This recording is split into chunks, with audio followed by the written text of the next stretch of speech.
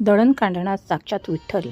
संत जनाबाईंच्या असीम भक्तीची आणि पांडुरंगाच्या प्रत्यक्ष सहवासाची अलौकिक कथा. पंढरपूरच्या पावनभूमीत संत नामदेव महाराजांचे घर म्हणजे केवळ एक वाडा नव्हता, तर तो भक्तीचा, नामाचा आणि आनंदाचा झरा वाहत होता. याच घरात एक लहानशी मुलगी आश्रयाला आली.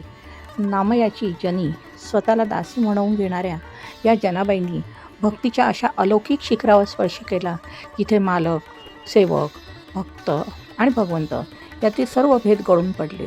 जगात लोक देवाला शोधण्यासाठी तपश्चर्या करतात, जंगलात जातात, हिंडतात, पण जनाबाईंची भक्ती इतकी थोर आणि अनन्य होती की साक्षात त्रिलोकस्वामी पांडुरंग त्यांच्या घरकामात, दळण कांडणात मदत करण्यासाठी स्वतः धावत येत असे.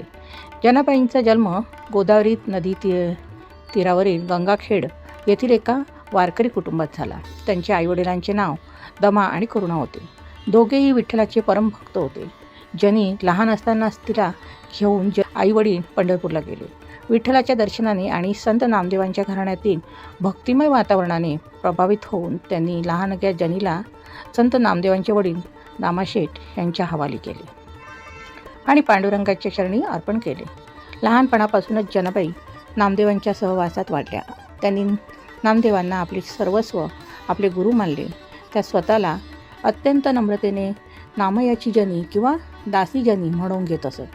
घरातील झाडलोट करणं, भांडी घासणं, शेणखत उचलणं, कपडे धुणं आणि दळणकांडण करणं ही सर्व कामे त्या अत्यंत आनंदाने करत. जनाबाईंची कामं आणि भक्ती या दोन वेगळ्या गोष्टी नव्हत्या.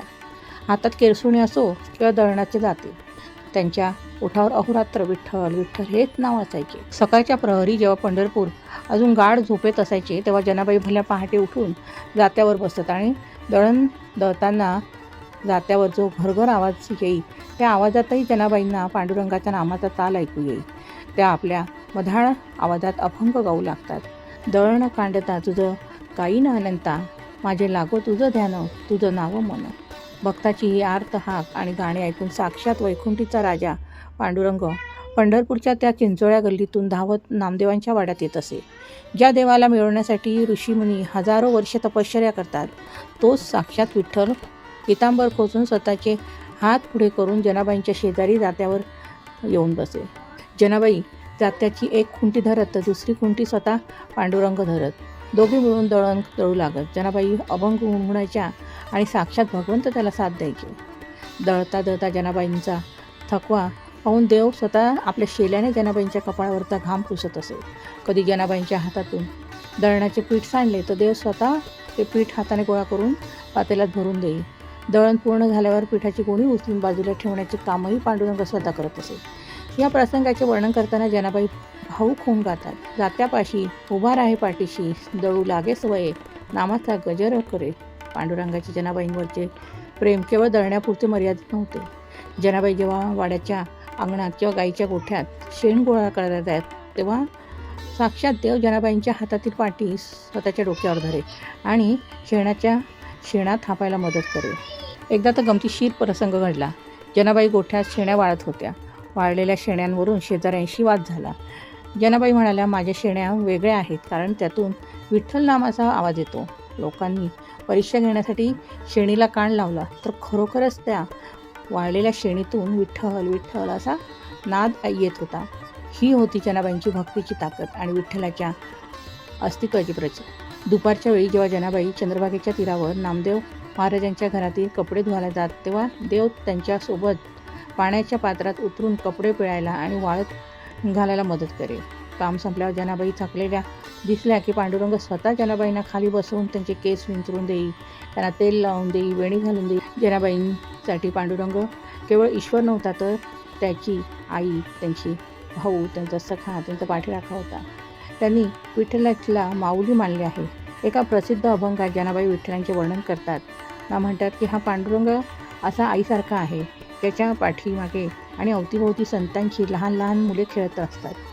विठू माझा लेकरू बाळा, संगे गोपाळांचा मेळा, निवृत्ती खांद्यावरी सोपानं हात धरी, पुढे चाले ज्ञानेश्वर, मागे मुक्ताबाई सुंदर, गोरा कुंभार पाठीशी चोखा मेळा बरोबरी, जणी म्हणे बोला, चालला हा विठ्ठल सासुरा, चालला हा विठ्ठल सासुरा.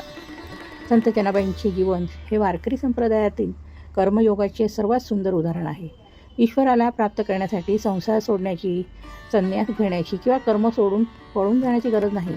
आपण जे काम करतो, मग ते भांडी घासणे असो, शेतात काम करणे असो वा दळण दळणे असो, ते काम ईश्वर सेवा मानून केले तर साक्षात देव तिथे प्रकट होतो. ही शिकवण त्यांनी दिली. तत्कालीन समाजात स्त्रीला आणि त्यातही दासीला स्थान नसताना भक्तीच्या बळावर त्यांनी साक्षात परमेश्वराला आपले ऋणी करून घेतले. इतका अलौकिक सहवास लाभूनही त्यांच्या मनात कधीही अहमपणा आला नाही. त्या शेवटपर्यंत नामयाची जनी बनूनच राहिल्या. संत जनाबाईंची ही कथा आपल्याला हेच सांगते की जिथे शुद्ध भाव, निष्काम सेवा आणि निरंतर नामस्मरण असते, तिथे साक्षात परमेश्वर भक्तांच्या पाठीशी उभा राहतो. जय जय रामकृष्ण हरी. जय जय रामकृष्ण हरी. ऋतुगंध अक्षरांचा चारुलता विस्फुते.